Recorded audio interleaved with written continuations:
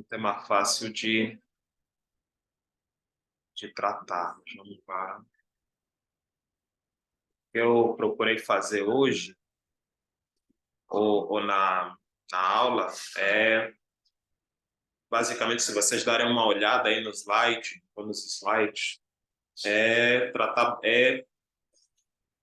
tratar bastante texto bíblico, né? E mais do que trazer o raciocínio lógico da doutrina, nós, na teologia reformada, nós procuramos deixar muito bem claro que é uma doutrina bíblica. Então, hoje a gente vai falar sobre a predestinação. Nós já tivemos a base da predestinação, que são os decretos de Deus. E hoje nós vamos falar sobre um dos aspectos, né, do decreto de Deus, que é a predestinação. E ele tem a ver com a salvação, né? Ele é exclusivo para a salvação. Existem outras partes, outras variantes do decreto, mas hoje a gente vai tratar especificamente sobre a salvação, né? O que é predestinação? Será que existem pessoas que já foram predestinadas para serem salvas? Então é isso que a gente vai tentar ou responder hoje, ver o que a Escritura fala sobre isso. E na agenda de hoje nós vamos falar sobre eleição, reprovação e as objeções a essa doutrina da predestinação. Porque, biblicamente, na doutrina da predestinação, nós encontramos a eleição, né, que é a escolha de Deus, né, para os salvos, e a reprovação, que são aqueles que já estão mortos nos seus pecados e delitos, e Deus só os trata com justiça de acordo com a própria natureza deles, de acordo com as próprias obras deles, né? Então, tem esses dois aspectos na predestinação. Por isso é que eu vou tratar em separado, né? Eleição e reprovação. E algumas objeções à doutrina e a resposta a essas objeções. Então, a gente vai começar, dentro dessa doutrina da predestinação, falando sobre a eleição, né? E eu trago uma definição aqui que nos ajuda a compreender, né, o que é a eleição. A eleição é um ato de Deus, detalhe aqui, antes da criação, no qual ele escolhe algumas pessoas para serem salvas, não por causa de algum mérito antevisto delas, mas somente por causa da sua suprema boa vontade. Então, a eleição é Deus escolhendo algumas pessoas para serem salvas antes da criação, antes de que o mundo existisse, antes que ele fizesse todas as coisas existirem, né? Não por causa de algum mérito nelas, não porque Deus olhou e previu, não, poxa, o Júnior vai crer, então eu vou salvá-lo. Não, de jeito nenhum. É o próprio Deus, independentemente de qualquer obra, de qualquer mérito, ele salva pela sua suprema boa vontade. Ele viu naqueles, né, que ele mesmo iria criar, né, e ele escolheu algumas pessoas para serem salvas. Aqui. Existem várias passagens no Novo Testamento que afirmam com clareza que Deus determinou de antemão quem seria salvo. Para nós é um pouco complicado, né? Porque vem algumas objeções. Poxa, por que Deus escolheu uns e não outros? Por que Deus escolheu desse jeito? Inclusive, nós veremos isso em algumas objeções. Poxa, se Deus já escolheu, então ele é injusto, né? É possível que nós, de alguma forma, olhemos para essa doutrina dessa forma. Só que é uma doutrina bíblica, está na Escritura. E a Escritura garante que o nosso Deus é bom, o nosso Deus é justo, e o problema é que nós não entendemos. Por sermos seres finitos e Deus tem a sua vontade secreta, então tem coisas que nós não sabemos. Então, o que nós precisamos confiar é, se Deus fez desse jeito, então eu confio nele, porque ele é perfeito, e a vontade dele é boa, perfeita e agradável, né? Então, a Escritura deixa muito bem clara essa doutrina da predestinação. Algumas linhas teológicas vão dizer que não é bem assim, que Deus não predestinou necessariamente pessoas, que Deus predestinou a igreja e não pessoas em particular, mas a Bíblia não trata dessa forma. A Bíblia não trata a predestinação ou a eleição dessa forma. Em um livro, olha só, aqui Atos, capítulo 13, versículo 48. O que é que diz aí? Quem achou pode ler, já está no slide, né? Facilitar a vida de vocês. Os gentios, ouvindo isso, regozijavam-se e glorificavam a palavra do Senhor. E creram todos os que haviam sido destinados para a vida eterna. Bom, então, com a pregação do apóstolo Paulo e de Barnabé, os gentios, aqueles que não faziam parte do povo judeu, eles se alegravam e glorificavam a Deus pela palavra. E eles creram. E o que diz aqui? E creram todos que haviam sido destinados para a vida eterna. Então, a Bíblia deixa muito bem clara a existência dessa doutrina que Deus escolheu, elegeu alguns para serem salvos, para herdarem o reino. Vamos lá, mais um texto bíblico aqui, Romanos capítulo 8, versículo 28 ao 30. Gente, assim que vocês virem o texto bíblico, já podem ler.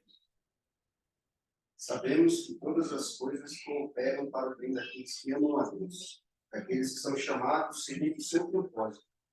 Porquanto, aos que de antemão conheceu, também os predestinou para serem conformes à imagem de seu Filho, a fim de que ele seja o primogênito entre muitos irmãos. E aos que predestinou, a esses também chamou. E aos que chamou, a esses também justificou. E aos que justificou, a esses também glorificou. Bom, muito bom. Texto bíblico, o que é que diz aqui, né? Todas as coisas cooperam para o bem daqueles que amam a Deus, daqueles que são chamados segundo o seu propósito. E o que é que diz aqui? Por quantos que de antemão conheceu, também os predestinou. E o versículo 30 reforça. E aos que predestinou, ele fala a obra completa que Deus realizou e realizará na vida de todos aqueles que foram destinados à vida eterna. Tanto mais que aqui diz que todo aquele que é predestinado é chamado. Deus chama para a vida. Deus chama para si. Deus traz para perto. Ele atrai. Ele não faz isso de forma forçada. Né? Deus atrai de forma gentil. Então, aqueles que forem predestinados, eles de forma gentil serão atraídos por Deus e de forma irresistível eles irão a Deus. E o que diz aqui? Aqueles que foram chamados, eles também foram justificados. Eles tiveram os seus pecados perdoados por meio da obra de Cristo Jesus, do sacrifício de Cristo Jesus. E aos que justificou, a esses também glorificou, que é algo futuro, é algo para agora. Né? A glorificação ela acontecerá no final dos tempos, quando Jesus voltar. Aqueles que foram predestinados à salvação, eles serão glorificados. Mas eles já desfrutam da justificação. Eles já desfrutam do chamado e eles já desfrutam da justificação. Alguns deles ainda não estão desfrutando. Eles já foram predestinados, mas em algum momento, né, eles serão chamados e a justificação será aplicada neles. Né? E mais tarde a gente vai falar sobre justificação, o que é isso, o que é esse negócio de justificação. Né? Um dia te animo. Então, a gente mais tarde vai saber o que é justificação, o que é regeneração, né? A gente vai falar sobre a ordem da salvação, né? É por isso que os escolhidos dele, chamado, para alguns acontece mais precocemente, para outros mais tardiamente, mas de qualquer forma, quem ele destinou vai chamar. Vai chamar. Chamado. Uns no início da vida, exato, uns no meio, outros no final. Uns ainda jovens, outros jubilantes, mas de qualquer forma, se cabe no plano dele, ele pode escapar. Exatamente. É isso mesmo. Tanto mais que o ladrão na cruz foi... Nos últimos segundos de vida, ele creu em Cristo e Jesus garantiu a salvação dele. Ó, hoje mesmo você estará comigo lá no reino do meu Pai. Lá no meu reino. Jesus garantiu. E se Jesus garantiu, não falou, não, amanhã, não, hoje mesmo você estará lá. Se continuar naquele momento. Naquele momento, ele foi salvo. Então, aqui o texto deixa muito bem claro, né, que Deus ele predestinou pessoas para a salvação. Diante de todos aqueles que estão condenados nos seus delitos e pecados, Deus escolheu alguns para serem salvos. Não sei se vocês deram conta, eu trabalhei uma dinâmica diferente da do livro.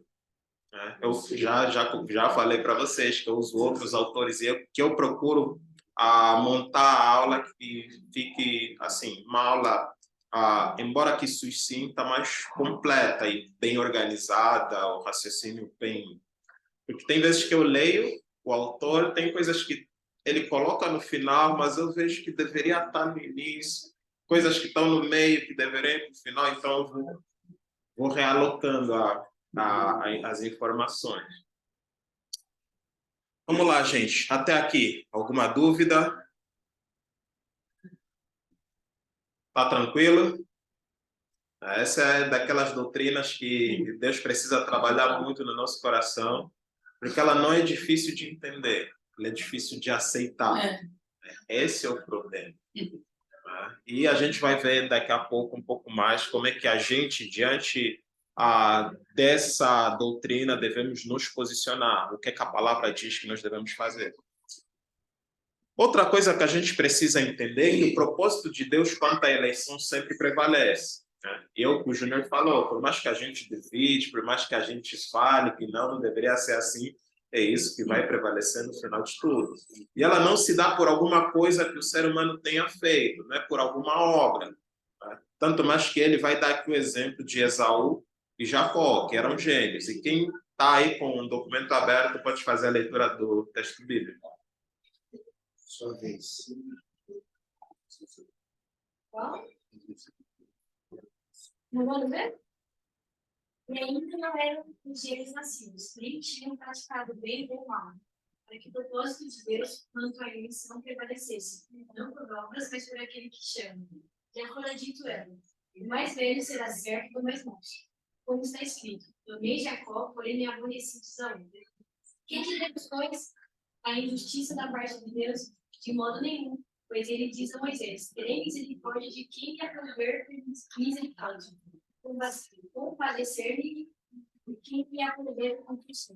Assim, pois, de quem quer ou de quem quer, mas de usar Deus as suas misericórdias. Muito bom. Aqui não tem o que falar, né?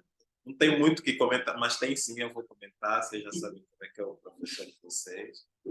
Mas aqui deixa muito bem claro, Esaú e Jacó, né, eram gêmeos.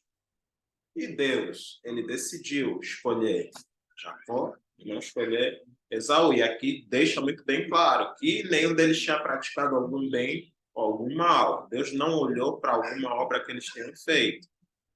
Tanto mais que Jacó, tudo que ele fez foi contrário, né, a alguma coisa que Deus poderia olhar para ele de bom e falar, não, eu vou escolher Jacó. Era mentiroso, enganou o irmão, enganou o pai, caloteio. Então, ele cometeu um tanto de erros e pecados, né? A Bíblia mostra de forma muito clara que ele tinha um coração mau, que depois foi transformado pelo Senhor. Mas, para além de Jacó não fazer nada para Deus lhe amar, ele fez tudo para Deus lhe odiar, né? Então, nós vemos aqui de forma muito bem clara que não foi por alguma coisa que Jacó tenha feito ou faria no futuro. E aqui vem a pergunta, que diremos, pois? A injustiça da parte de Deus? O apóstolo Paulo já responde a nossa pergunta de forma retórica, né? A injustiça da parte de Deus? E Deus diz, pois, ele diz a Moisés, terei misericórdia de quem me aprover, ter misericórdia e compadecer-me-ei de quem me aprove e ter compaixão. O texto bíblico está claro. A gente não pode dizer, não é bem assim que Deus queria. É isso mesmo que Deus quis dizer. Então, não depende de quem quer, né? Não, eu quero ser salvo e vou ser salvo. Não. Depende de Deus. De Deus ser misericordioso e gracioso com ele. Então, não é por alguma obra que nós tenhamos feito, e algo que nós precisamos entender. Não, é isso mesmo. Não é porque você é bonzinho e tal, não. E até mesmo o ato de crer, quem dá é o Senhor. Ele fez a obra completa, né? Os arminianos creem de forma diferente da gente, que somos calvinistas, reformados, e eles creem que Jesus é o autor. Por exemplo, Jesus é o autor e consumador da fé. Ele é o autor porque ele abre a possibilidade da salvação, e não necessariamente que ele aplica, né, em nós. Né? Ele abre a possibilidade, né? E aí a Bíblia deixa muito bem claro que não existe livre-arbítrio no homem, que a nossa tendência é para o pecado, a liberdade que a gente tem de agir de acordo com a nossa natureza, que é pecaminosa. Mas eles vão crer que quando o evangelho é pregado para ti ou para você, Deus ele restaura o teu livre-arbítrio para você escolher, assim como Adão, entre Deus ou o mal. Isso não é bíblico, isso é uma forçação. A Bíblia não trata as coisas dessa forma. Né? Nós vemos de forma muito clara que o próprio Deus, que de uma forma inexplicável, ele nos atrai e nos dá essa fé. Não quer dizer que a gente roubou, como veremos daqui a pouco, mas é que o próprio Deus, né, ele opera nos nossos desejos, né, circunstâncias, situações, e o agir do Espírito Santo nos atraindo para que seja uma escolha nossa, né, mas que foi de acordo com o decreto dele. Mas está claro aqui que não é por obra. Não, Deus, porque tem pessoas que vão dizer que não, a salvação ela é pela presciência. Deus previu que a pessoa iria crer, escolheu. Não, a Bíblia não fala isso. Não fala isso de jeito nenhum. É o próprio Deus que escolhe de forma soberana. A salvação, ela não é uma escola pela presciência de Deus, um preconhecimento que Deus já sabia que você iria crer, mas é pela soberania de Deus. Né? A eleição é por intermédio da soberania. Tanto mais que nós, a teologia reformada, nós exaltamos muito a soberania de Deus, para que o homem se coloque no seu lugar de criatura e não pense que tem algum mérito em alguma coisa. Vamos lá dar sequência. Mais um texto bíblico aqui. E agora com respeito a Israel. Né? Mais uma base que o apóstolo Paulo traz. Hoje a gente vai usar bastante Romanos. Então, vamos lá. Quem achou aí? Né? Com respeito a Israel, com o fato de algumas pessoas de Israel foram salvas, né? Mas outras não. Olha só, era o povo de Deus, o povo escolhido de Deus, mas algumas pessoas foram escolhidas para serem salvas e outras não. Mas era tudo o povo de Deus. Vamos lá. Romanos capítulo 11, do versículo 6 ao versículo 8. E se é pela graça, já não é pelas obras. Ao contrário, a graça já não é graça. Que diremos, pois? O que Israel busca, isso não conseguiu, mas a eleição alcançou. E os mais foram endurecidos. Como está escrito, Deus lhes deu espírito de entorpecimento, olhos para não ver e ouvidos para não ouvir, até o dia de hoje. Muito bom. Aqui deixa muito bem claro que uns foram alcançados pela eleição, pela graça de Deus, mas os outros foram endurecidos. Então é uma ação de Deus. Elegeu uns, alcançar uns, endureceu outros. Claro, o coração deles já é duro por causa da natureza deles, mas vai se tornando cada vez mais endurecido. Né? E Paulo aqui indica dois grupos distintos dentro do povo de Israel. Aqueles que, porque a eleição os alcançou, obtiveram a salvação que buscavam, enquanto os demais, porque a eleição não os alcançou, simplesmente foram endurecidos. Então, mesmo no povo de Deus, tinha esses dois grupos, dos eleitos e dos não eleitos. Inclusive, fora do povo de Deus, o povo de Israel, tinha gente que foi eleita e gente que não foi eleita. Né? Nós vimos, inclusive, gentios que não faziam parte do povo de Deus sendo salvos no Antigo Testamento. Que é que diz que a graça foi determinada pela obra, a graça gerou a graça. Exatamente. Então, gente, não é obra, isso precisa ficar claro. Não é obra, é graça. Sim. Alguma dúvida aqui, gente? A gente pode seguir aqui? Só me digam aí, pessoal, tem que slide?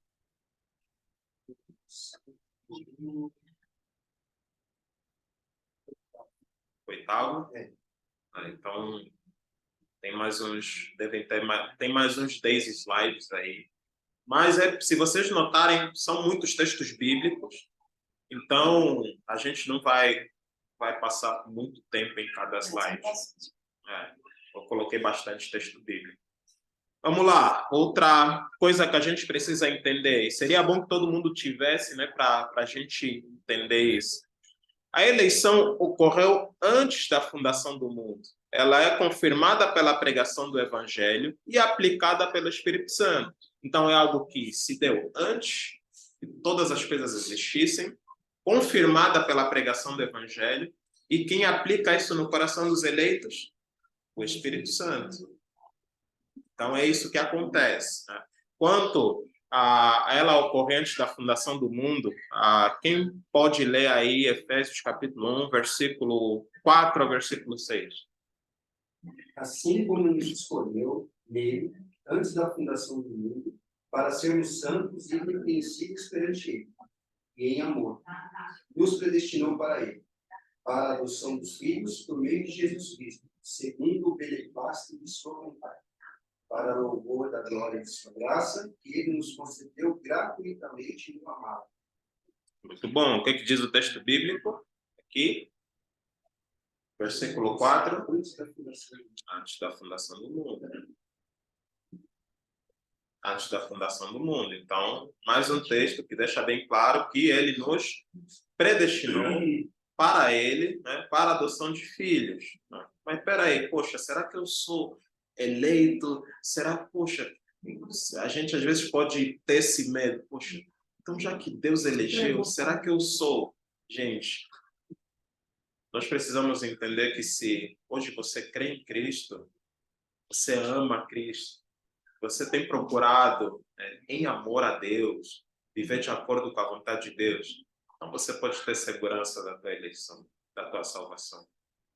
Você não precisa ficar com medo. Tem gente que fala que perde a salvação.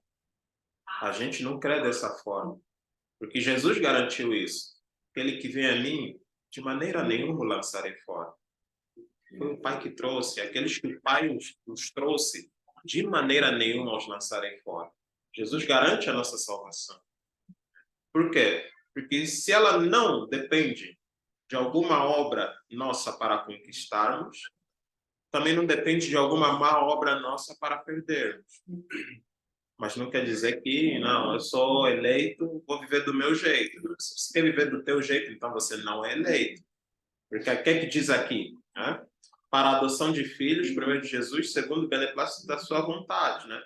E em Efésios ainda, capítulo 2, versículo 10, diz que nós fomos chamados, né, para as boas obras, o qual de antemão Deus preparou para que andássemos nelas. Então, Deus ele nos chamou para sermos semelhantes a Cristo. Não para vivermos do nosso jeito, batermos no peito e falarmos que somos salvos e você vive de qualquer jeito. Não, então você não é eleito. Você é um convencido, né, e com um coração que está completamente pervertido. Né? Mas se vocês hoje amam a Deus e creem, então vocês podem ter certeza de que Deus, pelo Espírito Santo, aplicou essa salvação. Vocês estão seguros, vocês podem buscar de todas as maneiras, na dependência de Deus, viver de acordo com a vontade dele, na certeza de que vocês estão em Cristo. O amor de Cristo, o amor de Deus, não depende, o amor de Deus por nós não depende do nosso amor por ele, ou não depende de nós. Pelo fato de nós hoje estarmos unidos a Cristo, e o Pai ama a Cristo e sempre amará, então ele sempre nos amará também. Porque nós estamos unidos a Cristo. Nós e Cristo somos um só. E se o amor de Deus por Cristo é eterno, nunca irá terminar. Então o amor por nós que estamos em Cristo também nunca vai cessar. Ele sempre existirá. Então a gente pode ficar tranquilo que se você hoje crê, então você é um eleito. E Deus aplicou, sem você notar, né? Ele aplicou, ele te atraiu, você creu, e hoje você está aqui, desejoso de aprender mais sobre a palavra dele, sobre a vontade dele. Eu gosto sempre de fazer uma analogia quanto à palavra de Deus com as nossas coisas simples, diárias, né? Tá? Também está um pouco mais claro na cabeça. É como você se preparando para uma prova, seja de vestibular, seja da escola. Você tem um conhecimento mediano sobre aquilo que vai cair na prova, e você sabe que com aquilo já é o suficiente para você passar na prova. Mas, se você procurar conteúdo, se você procurar se aprofundar mais no conhecimento, com certeza de aprovação naquela prova vai ser muito rápido. Eu acho que a nossa salvação é mais ou menos por aí. A gente sabe que a gente vai ser salvo, o Cristo, isso já está bem claro. Mas, se você se aprofundar ainda mais na palavra, se você entregar o seu coração, se você entregar a sua vida para Deus, a sua certeza aumenta nas suas vidas. Sim. Aí você se desprende um pouco dessa dúvida. Será que eu sou chamado? Eu sou eleito? Mas você se preparando e se entregando nessa nossa caminhada aqui, peregrinos, você tem muito mais certeza da salvação. Exatamente. É isso mesmo. Existem coisas que dificultam ou que podem, em algum momento, tirar a nossa certeza da salvação. Por exemplo, um período de pecado, de uma vida não pecada. Pode tirar a tua segurança da salvação. Mas não quer dizer que se você é salvo, você vai voltar, Deus vai te trazer. Né? Nem que for pela dor, você vem. Sai do caminho e volta. É que nem o filho pródigo, vai voltar. Mas não um período longo, tipo 15 anos, 14 anos fora. Não. Aí não é que era crente e voltou, não. Não era crente mesmo e se converteu, né? Agora. Então não tem essa de não, ficou 10 anos fora. Não tem isso. Mas vamos lá, outro texto bíblico. 1 aos Tessalonicenses, capítulo 1, versículo 4 e 5. Reconhecendo, irmãos amados de Deus, vossa eleição, que o nosso evangelho não chegou até vós tão somente em palavra, mas sobretudo em poder, Espírito Santo, e em plena convicção, assim como sabeis ter sido o nosso procedimento entre vós e por amor de vós. Muito bom. O que o apóstolo Paulo está dizendo aqui? Se você creu no Evangelho, é porque você é eleito. E você é eleito, ou você creu, porque o Espírito Santo aplicou essa fé em você. Essa dinâmica aqui do texto bíblico, né? Vocês são eleitos porque vocês creram no Evangelho, o Evangelho foi pregado por vocês, vocês creram e ele foi aplicado pelo Espírito Santo. Né? Então, nós vemos aqui que a eleição ela ocorreu antes da formação do mundo, é confirmada pela pregação do Evangelho e aplicada pelo Espírito Santo. Fechou, gente? Vamos seguir aqui. Próximo slide. Existem, para além do ser humano, os anjos também são objetos da predestinação. Também são alvos da eleição e da reprovação. Só que não da mesma maneira que os homens. Tá? Ela não acontece da mesma maneira que acontece com a gente. E Deus, por razões suficientes a si mesmo, né, ele decretou conceder a alguns anjos, além da graça com que foram dotados na criação, uma graça especial de perseverança sem concedê-la a outros. Então, nós sabemos que a Satanás enganou a terça parte dos anjos, né? E os outros anjos que não foram nas mentiras de Satanás, Deus deu a eles, além de uma graça especial além de uma graça que eles já foram dotados, né, na criação deles, uma graça especial para eles permanecerem firmes no Senhor. Então, os anjos também são objetos da eleição. Então, todos aqueles, né, que foram, né, que creram nas mentiras do diabo, né, foram reprovados, e aqueles que creram, né, foi confirmada a eleição deles. Olha só o que diz aqui Timóteo, primeira carta de Timóteo, capítulo 5, versículo 21. Conjuro-te perante Deus e Cristo Jesus e os anjos eleitos, que guardes estes conselhos sem prevenção, nada fazendo com parcialidade. Olha só, ele menciona aqui os anjos eleitos. Então, existem anjos que foram eleitos. A Bíblia garante isso. E em outros textos bíblicos, a Bíblia vai falar de outros anjos que foram reprovados, né? Que foram condenados por causa do seu pecado, da sua rebeldia. Deu para entender, gente? Quanto aos anjos, a Bíblia fala muito sobre os anjos. Então, nós vamos encontrar, por exemplo, um livro de teologia sistemática que fala sobre a angiologia, né? Que não vai falar tanto, né? Porque a Bíblia não fala tanto sobre os anjos, né? Tem uma aparição ou outra, tem uma menção ou outra, mas não tem algo que nós podemos montar uma doutrina, tipo falar sobre fé, sobre justificação. A Bíblia tem um monte de texto bíblico, né? Muito bem construído, livros que falam sobre isso, como Romanos, né? Mas quanto aos anjos, né, o pouco que temos é aquilo que a gente formula doutrinas, né? Então, eles também são objetos da predestinação. Fechou, gente? Vamos lá. Ao falar sobre a perseguição aos cristãos, João diz que aqueles que não cedem diante delas e não passam a adorar a besta são pessoas cujos nomes foram escritos no livro da vida desde a fundação do mundo. Aí o desde a ideia é antes da fundação do mundo. O que diz aqui Apocalipse, capítulo 13, versículos 7 a 8?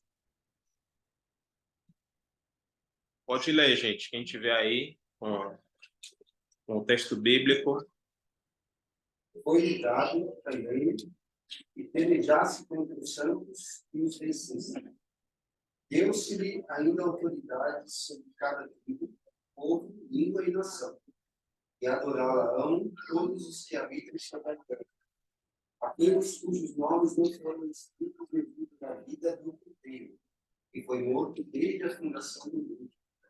Bom, então a ideia aqui é mostrar que, aqueles que adorarem a besta, o nome deles não está escrito no livro da vida. E o livro da vida foi escrito antes da fundação do mundo. O plano da salvação em Cristo, o Cordeiro de Deus que morreu, foi feito antes da fundação do mundo, né? Tal como o livro da vida. Então, é mostrar que, aqueles que cederam, né, é porque o nome não está escrito no livro da vida. E aqueles que perseverarem, porque o nome está escrito no livro da vida. Porque, vamos lá, se nós dissermos que nós podemos perder a salvação, aí a gente tem um problema. Porque se Deus escreveu o livro da vida antes da fundação do mundo, e você pode perder a salvação, quando você perde a salvação, quer dizer que Deus errou?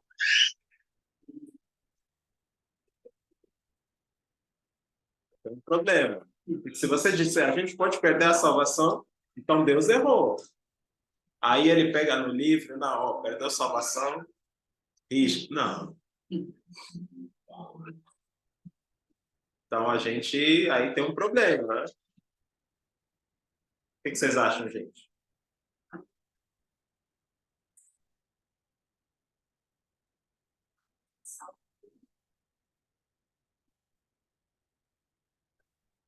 Porque se a gente pode perder a salvação, então Deus errou. Porque o livro foi escrito antes da criação. Vamos lá.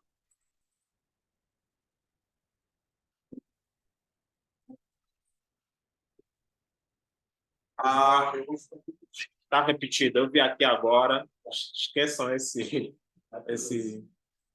slide. Vamos lá. Como o Novo Testamento apresenta o ensino da eleição? Como é que nós devemos olhar para esse ensino da eleição? como algo que, poxa, acho que Deus não deveria ter feito dessa forma. Será que eu sou salvo? Será que tal pessoa é salva?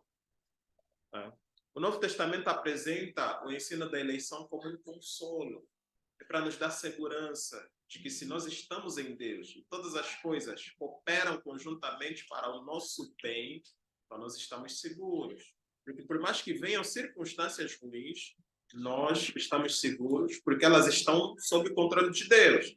E de alguma forma que eu não sei como, não faço ideia, só Deus sabe, está contribuindo para o meu bem, que é ser mais parecido com Cristo. Então, isso me consola. Poxa, eu sou predestinado, eu sou eleito por Deus para a salvação, e Ele age para o meu bem, e Ele agirá tanto no presente como no futuro, Ele agirá para o meu bem. Então, a gente precisa entender isso como um consolo, não como um fatalismo.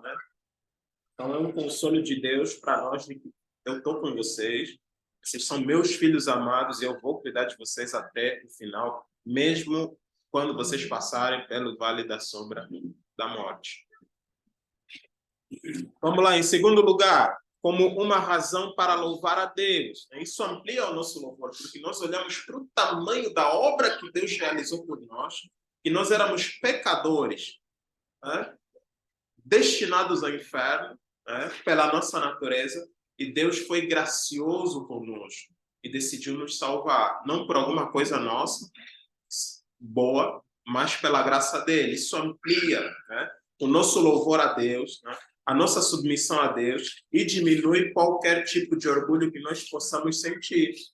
Ah, não, eu é que fui a Deus, eu é que aceitei Cristo. Aí é orgulho.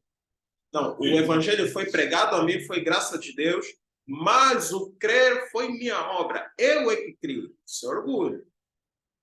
Então, quando nós reconhecemos que a salvação é uma obra de Deus, do início ao fim, então nós estamos dando glórias a Deus e diminui o nosso orgulho. Isso nos leva a uma humildade verdadeira. Vamos lá. Também trata como um incentivo para a evangelização. Porque tem pessoas que pensam, se já está tudo predestinado, então para que pregar o evangelho? Para quê? Nós devemos pregar o evangelho porque a pregação é o meio que Deus usa para alcançar os eleitos. Por isso é que nós temos que pregar o evangelho a todos, porque nós não sabemos quem é eleito pelo Senhor. Então, nós devemos pregar para todos. Tanto mais que o apóstolo Paulo usa a fala de Isaías 53. Como crerão se não há quem pregue? Que a fé vem pelo ouvir, pela pregação, a pregação da palavra de Deus, por ouvir a palavra de Deus. É assim que Deus nos salva, não é de outra forma. Então, nós somos ordenados, incentivados a pregar o evangelho, para que as pessoas eleitas creiam no Senhor e vivam de acordo com a vontade dele. E por sabermos que algumas pessoas são eleitas, nós sabemos que haverá sucesso na evangelização e que as pessoas crerão no evangelho e serão salvas. Então, não é algo que, não precisa evangelizar, está tudo predestinado. Não, eu vou evangelizar, porque é um privilégio que Deus me dá, em primeiro lugar, e em segundo, porque existem pessoas eleitas que só serão alcançadas por intermédio da pregação do evangelho. Os ninivitas. Exatamente. Eles eram eleitos. O povo que estava na cidade, todas aquelas pessoas foram salvas por meio da pregação. Muito bom, Nath. Aí, excelente. Quer dizer que está ouvindo os sermões, está prestando atenção. Isso é legal. Mas é isso, gente. Alguma dúvida até aqui?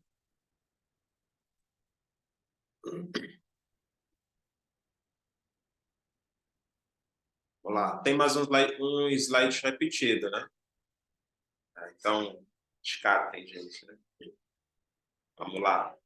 Agora a gente vai para a doutrina da reprovação. A doutrina da reprovação é mais curtinha, porque boa parte a gente já abordou. Se a gente fala de eleição, se tem os eleitos, tem os não eleitos. Então, a gente acaba tratando tudo, né? Mas eu queria tratar de forma separada. Eu achei melhor assim. Vamos lá. Aqui é a reprovação. Eu coloquei a eleição, mas é reprovação, gente. Os slides hoje estão meio bagunçados, né? Mas peço perdão aí. Eu vou retificar e vou mandar o correto para vocês. Reprovação é a decisão soberana de Deus, antes da criação, de não levar em conta algumas pessoas, decidindo em tristeza, olha só o detalhe, em tristeza, não salvá-los e puni-las por seus pecados, manifestando por meio disso sua justiça. Então, antes da criação, com muita tristeza, Deus decidiu não salvar algumas pessoas. Então, tem esse detalhe. Enquanto Deus salva alguns, é amor e com alegria. Quando está punindo outros, é com tristeza.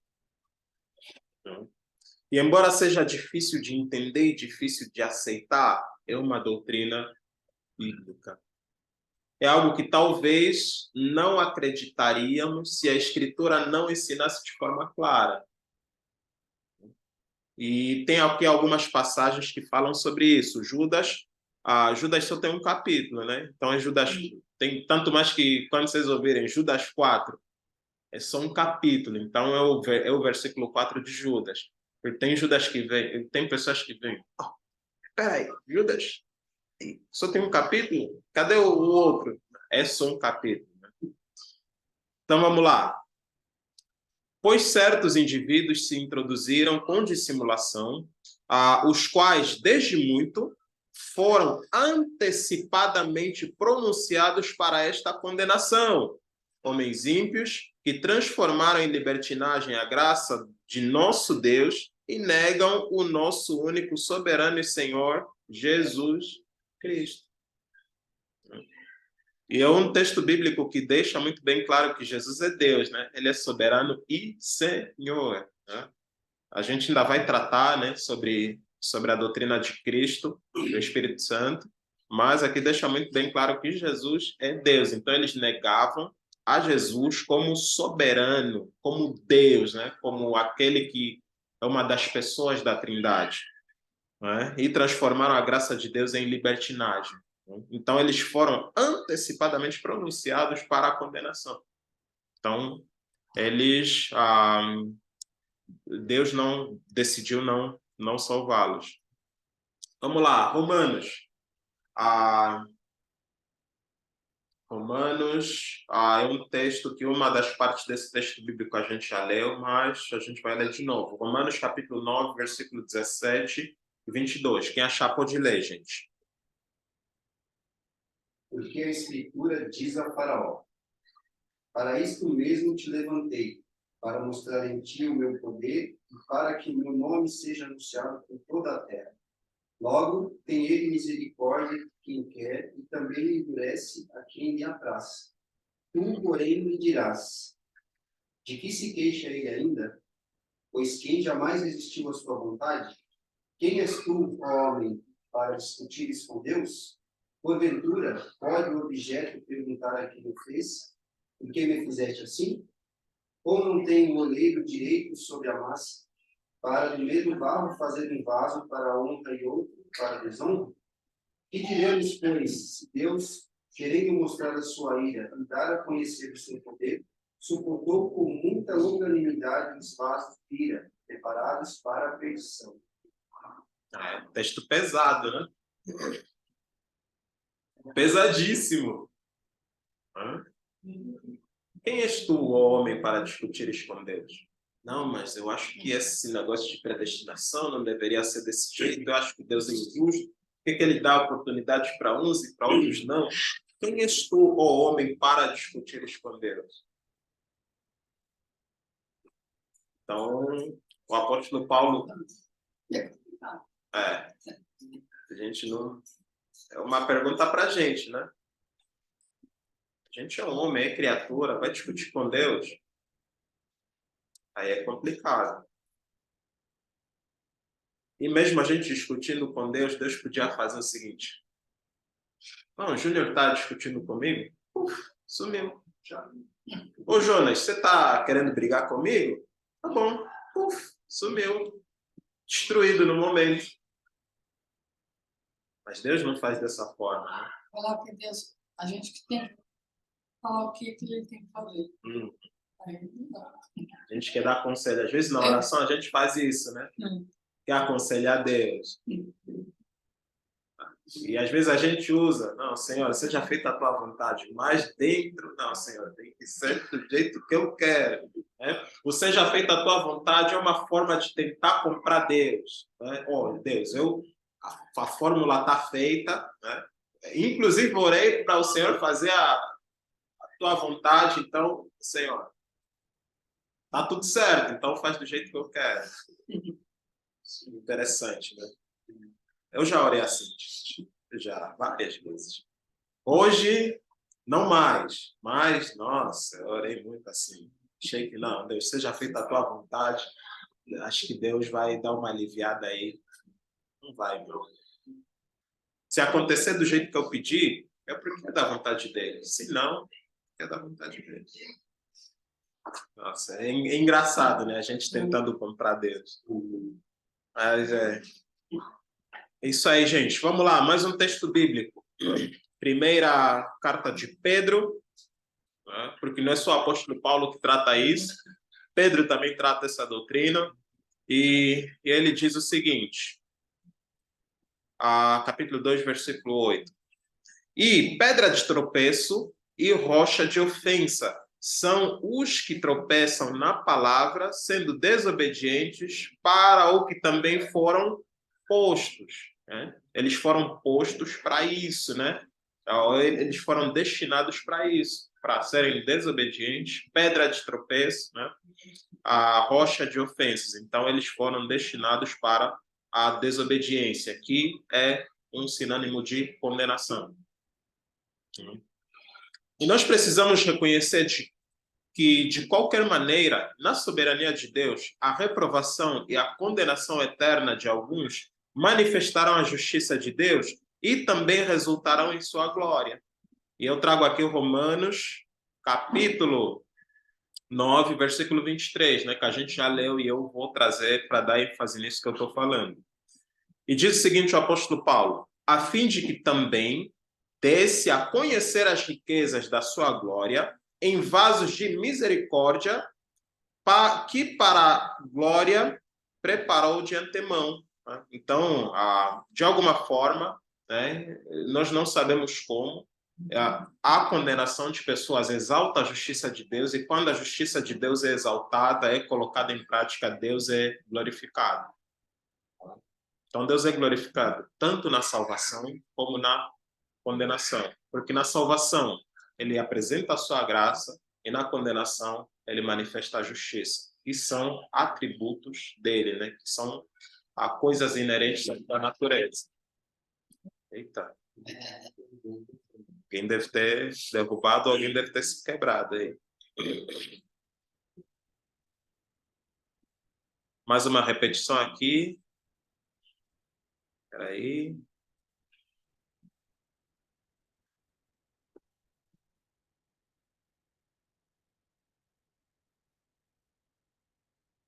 Espera aí.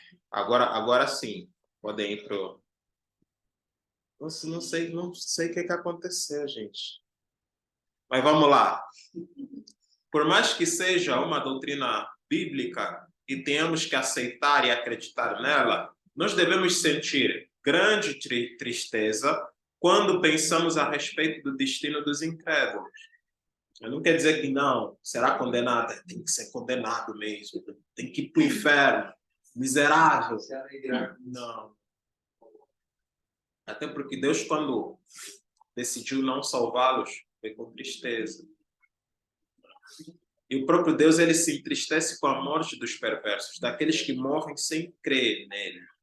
E o apóstolo Paulo, em alguns textos bíblicos, ele mostra uma tristeza enorme porque o povo dele, o povo judeu, não estava crendo no Senhor. Ele fala, poxa, eu queria ser anátema, eu queria daria a minha vida para que os meus compatriotas cresçam em Jesus como seu Senhor e Salvador. Mas eles não creem, eles serão condenados.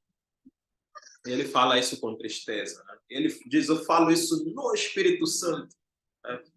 Então, ele fala com muita tristeza. E o próprio Deus, né, em Ezequiel, capítulo 33, versículo 11, a parte A, ele diz o seguinte, dize-lhes, tão certo como eu vivo, diz o Senhor Deus, não tenho prazer na morte do perverso, mas em que o perverso se converta do seu caminho e viva.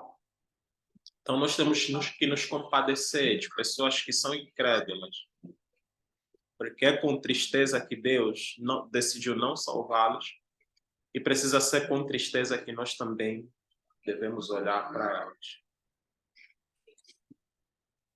Deu para entender, gente? Vamos lá, vou passar rapidinho pelas objeções, bem rápido mesmo. Existem algumas objeções a essa doutrina. Primeira, a eleição significa que nós não temos opção de aceitar a Cristo. Tem pessoas que vão dizer isso, não. Então, se é eleição, então eu não tenho opção. O que é que diz aqui a palavra de Deus? A resposta para essa doutrina. Deus opera soberanamente através dos nossos desejos. E Ele garante que as nossas escolhas, olha só, nossas escolhas se tornem como Ele determinou. São nossas, mas acontecem do jeito que Ele determinou. Mas são nossas. Então, tem essa questão, né? E ele faz com que decidamos por Cristo voluntariamente. Não, mas se é eleição, então não foi voluntário. Foi voluntário. Deus te atraiu e você veio. Então, é algo que Deus, de forma soberana e inexplicável, faz para que você venha. Né? Porque você não é um robô. Então, existe sim, nós temos essa opção, nós aceitamos a Cristo, né? E nós vamos a Deus voluntariamente. Segunda objeção, na eleição as nossas escolhas não são reais. Então, se Deus nos escolheu, então as nossas escolhas não são reais, não são genuínas. Resposta a essa objeção. Se Deus nos faz de determinada maneira e nos diz que nossas escolhas voluntárias são escolhas reais e genuínas, então nós temos que concordar que elas são. Porque Deus é a definição do que é real e genuíno no universo. Então, se Deus está dizendo que é porque é. A gente não precisa tentar florear e tentar usar argumentos filosóficos para dizer que não é bem assim e tudo mais e tal. Não. Se Deus falou que é porque é. Ponto final. Vamos lá. Terceira objeção. Essa doutrina faz com que sejamos marionetes ou robôs e não pessoas reais. Resposta. Nós somos criados à imagem de quem? De Deus. E Ele nos permite fazer escolhas genuínas que produzem efeitos reais nas nossas vidas. Logo, nós somos pessoas reais, que foram criadas à imagem e semelhança de Deus, que é um Deus, que é um ser livre, consciente.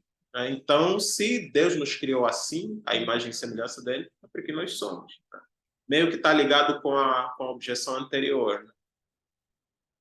Quarto, essa doutrina ensina que os incrédulos jamais têm chance de crer. Se nós lembrarmos sobre a revelação geral e a revelação especial, nós vimos que os incrédulos são indesculpáveis, porque aquilo que pode se conhecer de Deus, tanto seu eterno poder como seu amor, está nas coisas que foram criadas. Né?